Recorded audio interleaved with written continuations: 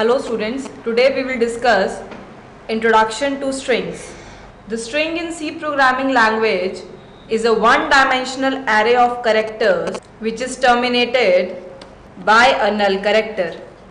A null character is represented by the symbol /0. Thus a null terminated string contains the characters that comprise the string followed by a null. Now how to declare and initialize the string?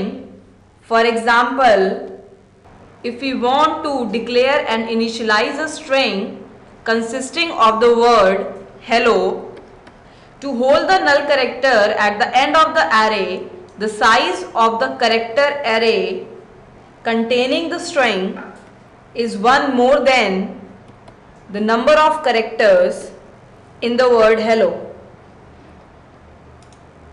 So now, if we want to declare and initialize such string, we have to write first the data type, that is char, the name of the string, greeting, and the size in the square bracket equal to, in the curly braces we have to write the characters that are stored in the string in the single inverted commas like H, E, L, L, O, and at the end we have to write null character, semicolon.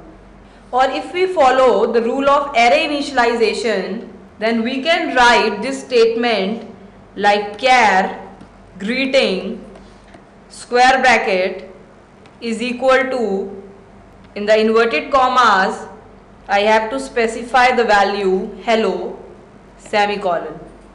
The above string in C can be represented in memory like this: index, variable, and the address. Index is from 0 to 5. Variables are at the index 0 is H, at index 1 is E, L, L, O, and at the index 5 there is a null character. And these are the addresses in the memory.